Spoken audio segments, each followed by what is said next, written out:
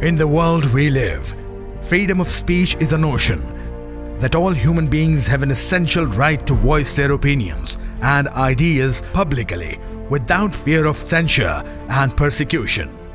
In the classical Greek times, Socrates was the first martyr of freedom of expression. Then from time to time, freedom of expression suffered during wars, during coups, during genocides. The United Nations Universal Declaration of Human Rights, adopted in 1948, provides in Article 19 that everyone has the right to freedom of opinion and expression. Today, that in the 21st century, in an era of 24/7 social media interaction, people in the Indian illegally occupied Jammu and Kashmir are under siege and held incommunicado by the Indian government. The recent development that we've seen, it's a coup on the media press club. I mean, you know, it's a dismal state of affairs when it comes to press freedom over there. They've locked up the press club over there. So where do the Kashmiri journalists go, or the cameramen or the videographers? And draconian laws are imposed against them, like UPA, like DADA, POTA, PSA, and they're locked up for capturing the images of Indian barbarity. Although the Indian government has always tried to suppress flow of information, the revocation of Article 370 and 35A, the curbs imposed on communications have been tightened in the valley. From internet to WhatsApp, from phone service to social media, all the means of communication were shut down. For weeks, the newspapers went offline. Even after newspapers were back in the print, they were devoid of detailed reports. Revocation of Article 370 and 35A, India put a total communication blackout into Kashmir. There was no internet was shut down. Even the phone lines and mobile phones, everything was shut. It was a total communication black hole in Kashmir. In the year 2020, India dropped 2 spots to 142 in the World Press Freedom Index due to the situation in Kashmir. जो आलमी तंजीमें हैं जो सहाफ़ियों के हवाले से तहफ़्फ़ुज़ की बात करते हैं, जिसमें CPJ है या जो ग्लेड है या जो दूसरी इंसानी हुकूक़ की तंजीम है, एमनेस्टी इंटरनेशनल हो या यूनाइटेड नेशंस का ह्यूमन राइट्स कमीशन हो, उन्होंने भी कश्मीरी सहाफ़ियों के हवाले से अपनी रिपोर्ट्स जारी की और तशवीश का इजहार किया। बहरहाल कश्मीर इस वक्त एक सुलगता हुआ आतिश फ़िशा है, जहाँ बैनुल-अक़वामी बरादरी की इंसानी हुकूक़ की तंजीमों की तवज्जो की ज़रूरत है।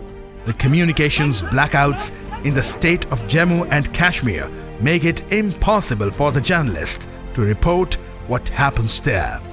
Many of them face harassment, surveillance, intimidation, and even the fear of detention.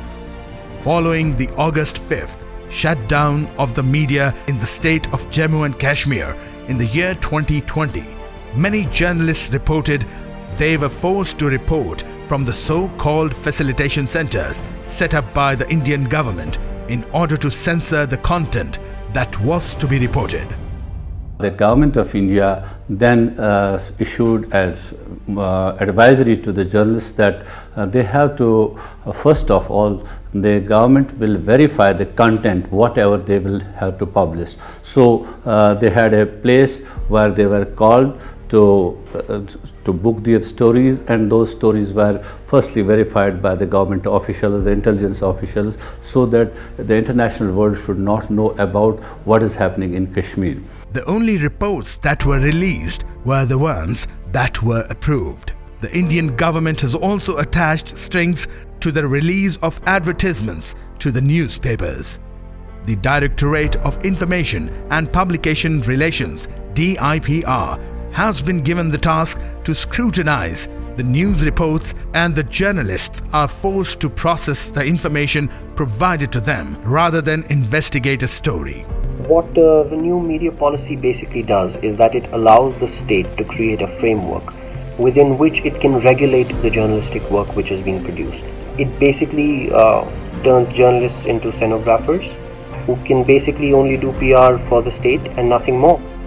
Only those newspapers were allowed to publish their news that was pro-India, that was the pro-India state narrative, that everything is fine and BJP is developing Kashmir, and the ground realities were totally deleted.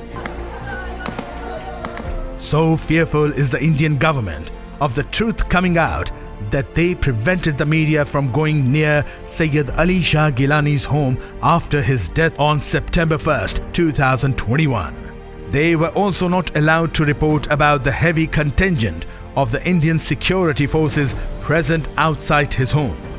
Senator Hayram Varan Johnson was of opinion that truth is the ultimate casualty in war.